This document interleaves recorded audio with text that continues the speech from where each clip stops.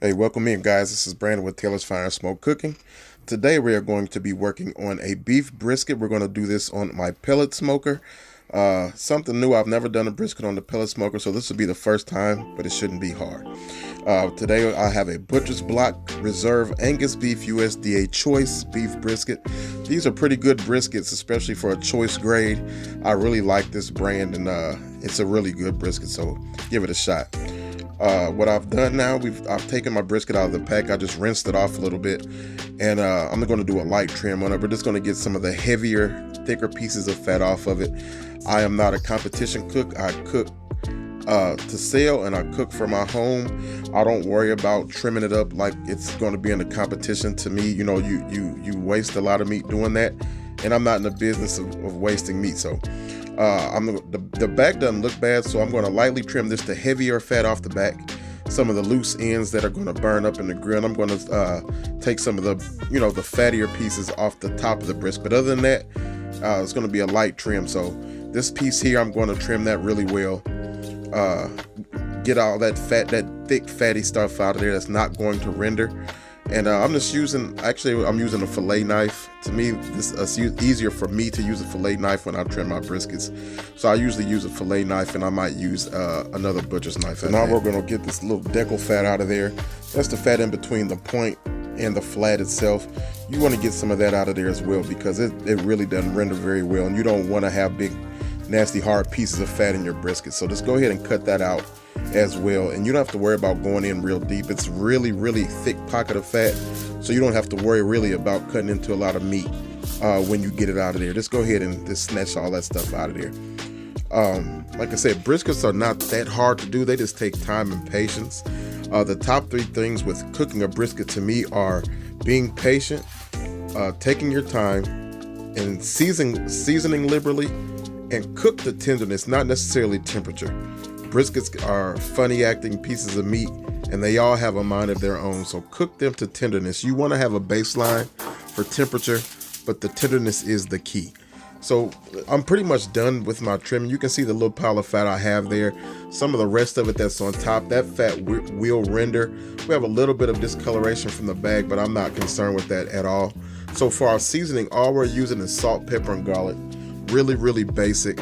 When I'm trying to teach anybody to cook anything like a brisket or a pork butt, I usually just tell them to go with the basics, which is your salt, pepper, and garlic. That's kind of a Texas style, and when you do it that way, you're going to come out with a delicious product. You're going to have your salt, your pepper, and then your garlic. It's going to have a nice peppery taste with just enough salt, and then that garlic just adds a nice little layer of flavor. So if I'm trying to teach anybody or show anything or do a demonstration, for the most part, I'm almost always going to use salt, pepper, and garlic, especially on my briskets. So what you want to do, you want to go liberally with your salt, pepper, and garlic on your front and the back, or your top and your bottom. Like I said, this is a thick piece of meat that's going to be on the smoker for a long period of time. So you don't want to skimp on your salt and your pepper, because you know in your mind you may think, I did it, I got enough on here, but by the time you're done with that cook, you may have a bland brisket, and you really don't want that. You want to have just the right amount of seasoning as well as smoke to achieve the perfect brisket. So what we're going to do, we're just going to season up the top half the exact same way we did the bottom, nice and liberal. I like to do my salt first. I let my salt sit for a few minutes, then I'll come with my black pepper, and then I'll do my garlic powder on the top. So if you can, guys, if you could share this video out, make sure you please give me a thumbs up if possible. Like I said, it doesn't cost a thing, it doesn't hurt your channel, it doesn't hurt your thumb. Just press that thumbs up button and subscribe if you're not a subscriber, and I'll truly appreciate it, guys. So that's it. We've got it seasoned up. Now what I'm going to do, we're just going to let this bad boy rest up for about 20 minutes or so. Just right here on the counter. We're going to go ahead on, and I'm going to get my pellet smoker up to temp. I just have an old Members Mark pellet smoker I've had for about probably 3 years, and this is the first year I actually ever use it. It's been built and sitting in my garage for about 3 years. I'm using Kingsford hickory wood pellets with a little bit of cherry that I had left over, and I'm going to use my smoke tube to get a little bit more of a concentrated smoke into this brisket. The pellet smoker, this one actually does a really good job, but I want to add a little bit more of a concentrated smoke, so I'm going to use that tube. So I've got it set at 250. Right now it's settling in at 266, but it's going to come back down. We're going to get our brisket on like we have now. The smoke tube is rolling, and I like to point my brisket. I'll put the point over the hottest part of the grill, the hot pot, which I like to call it, smack dab in the center. So this is how I'm going to run it, with the exhaust coming out the left hand side. So we're about 2 hours in right now, and you can see the smoker settling in pretty good, and we're starting to get a nice little color on it. That seasoning is starting to set up, but we clearly have a long way to go. This is a brisket. Briskets do take time. So like I said, this is 2 hours in. We're not going to spritz or anything like that. I'm going to let it go for probably another 2 hours or so before I check it again, and then we'll see where we're at. All right, guys, it's been another 2 hours, so we're at a total of 4 hours cook time. And you can see now that the brisket is starting to seep a little bit on its own, and that's what I like to see before I begin to spritz. Once the brisket begins to weep a little bit, then I'll go ahead and spritz it down. What I have in the bottle today is just a little bit of apple cider vinegar and water, and we're just going to spritz it. Now from here on out, I'm going to go ahead on and spritz it every 45 minutes or so until I get to the point to where I'm happy with the color. Okay, this is about 5.5 hours in, and it has a really nice mahogany color on it. It's hard for you to really pick up the color with the camera, but it's really looking good. It's getting to the point to where I want it. So I'm gonna let it go another 45 minutes to an hour, and then we're gonna bring it in and let it wrap it up. So here we are, guys. It's been about 6.5, close to 7 hours, and it's been on that smoker at 250 the whole time. You can see that nice pretty color on there. Starting to have a little bit of bark set up. I'm not a huge bark fanatic, but I do like to have a little bit of a bark on it, and we're just going to go ahead and wrap it.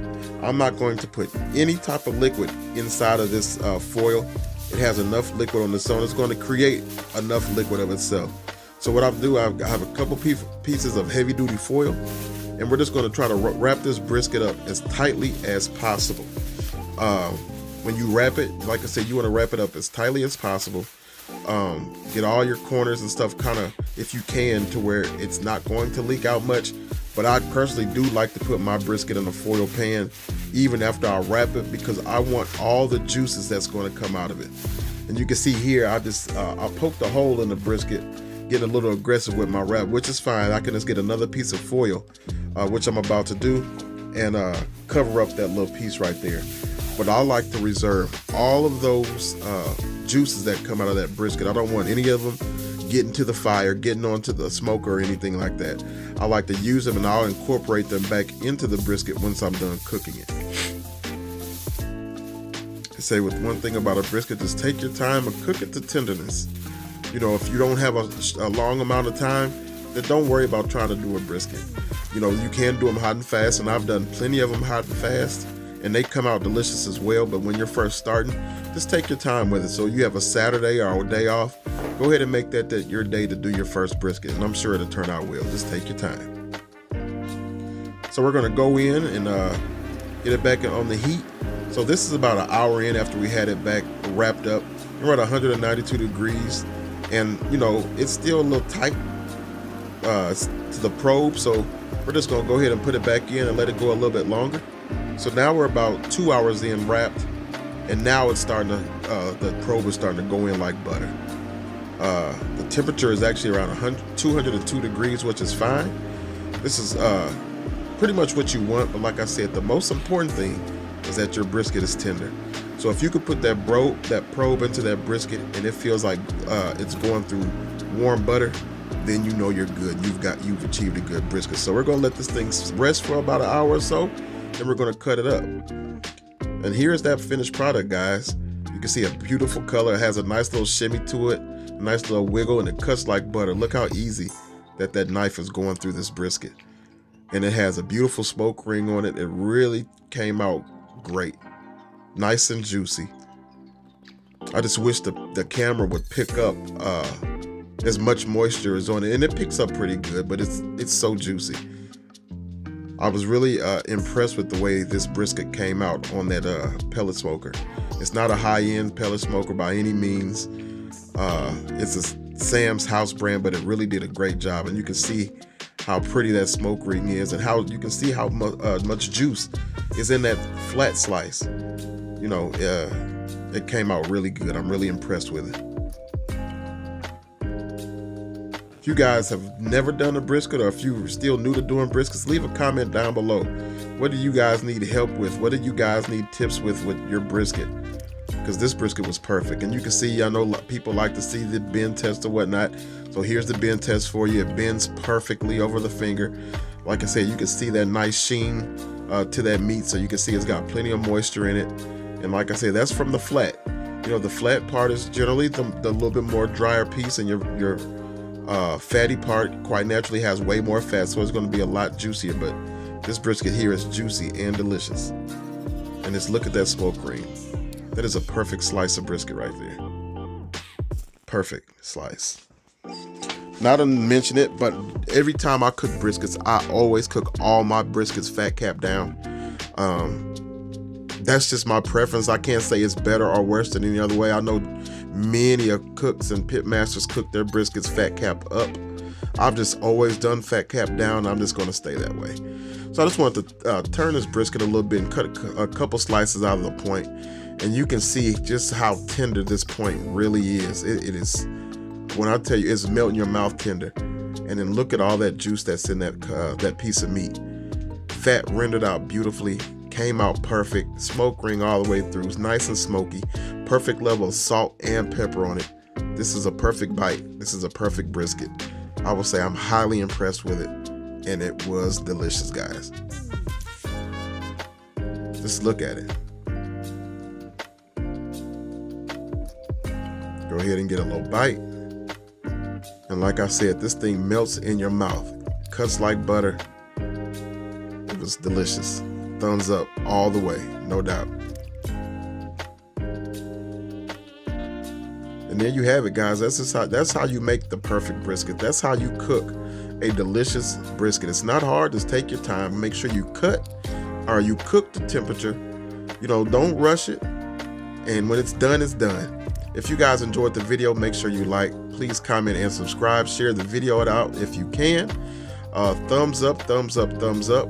Tell your friends, tell your neighbors, tell your brothers, tell your sisters, your mother, your father. If they enjoy cooking videos and you like what I'm doing, let them know so they can see it too, guys.